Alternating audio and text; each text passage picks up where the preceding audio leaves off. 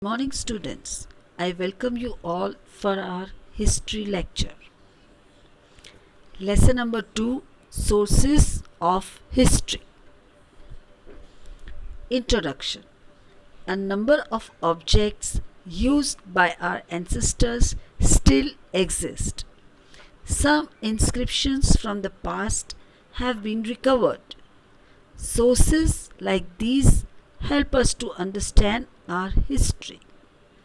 History can also be learned through customs and traditions, folk arts, folk literature, as well as historical documents. All these are known as sources of history. These are of three types: material sources, written sources, oral sources. First, we will refer material sources. For your reference, I have attached some pictures on the clip. Man uses a variety of things in his day-to-day life.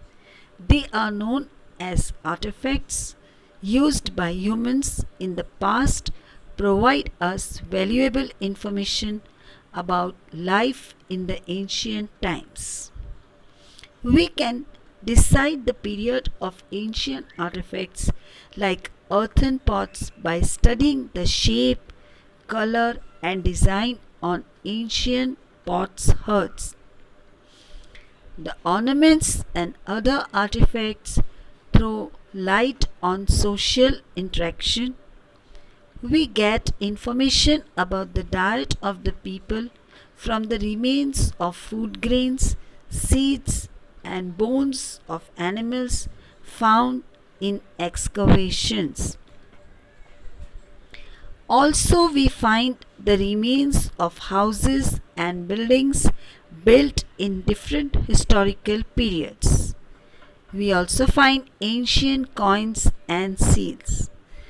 All these give us information about human activities in the past.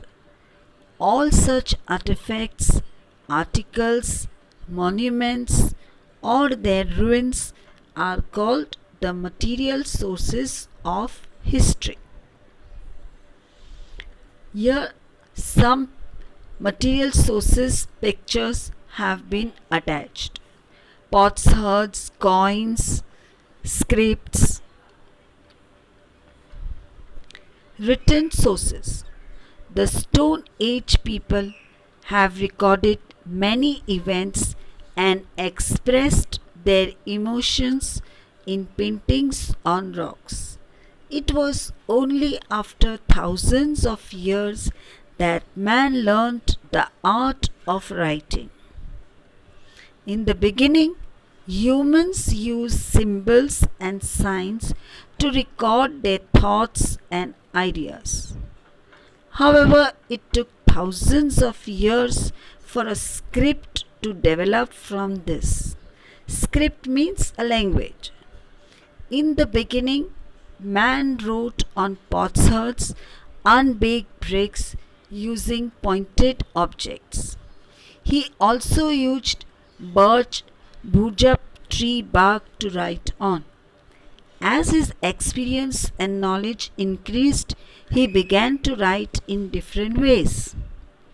He began to record the events that took place around him.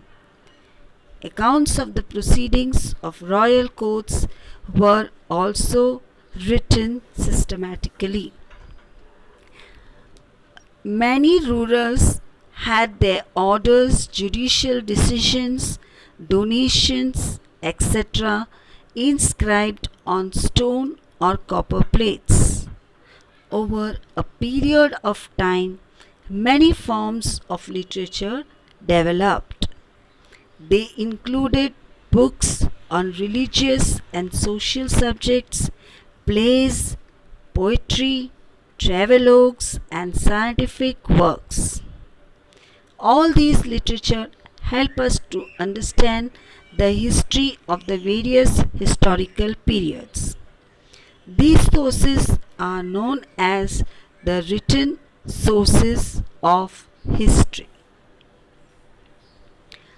Some pictures I have attached here of written sources of history. Oral sources. OVs, folk songs, folk tales, and similar literature is passed on from generation to generation by word of mouth. This literature is not in the written form. Its authors are unknown. This type of literature, preserved by oral traditions, forms the oral sources of history. Page number 8. Do you know? There an OV is given. Lines from a folk song. See, these were read by the people in the king's court. Understood? Sources of ancient Indian history. The ancient period of Indian history extends from the Stone Age to the 8th century CE. We learn about the Stone Age period of Indian history through archaeological excavations. Since scripts had not developed at that time, no written sources are available. However, information about the ancient period from 1500 BCE onwards can be derived from Vedic literature. In the beginning, the Vedas were not in the written form. The ancient Indians had developed a technique of memorizing and reciting them. The Vedas were written down later on. The Vedas and the post-Vedic literature form an important source of ancient Indian history. It includes the Brahmanas, the Upanishads, the epic Ramayana and Mahabharata, the Jain and Buddhist literature, plays, poems, stone and pillar inscriptions, travelogues of foreign travelers, etc. We also learn about ancient Indian history through material sources like archaeological remains, ancient monuments, and coins found in excavations. I think you must have heard about Mohenjo-daro, Harappa civilization. They were found after being excavation done. From the earth, from the ground, all these were removed. Precautions to be taken while writing history. It is necessary to take precautions while using these sources to write history. A written document cannot be said to be authentic just because it is old. It needs to be examined critically as to who wrote it, why and when it was written. The conclusions drawn on the basis of various genuine documents have to be cross-checked and corroborated with one another. Such a critical analysis is very important in the writing of history. Critical analysis means minutely each and every topic has to be checked and cross-checked.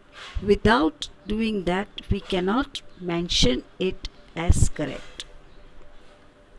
Thank you.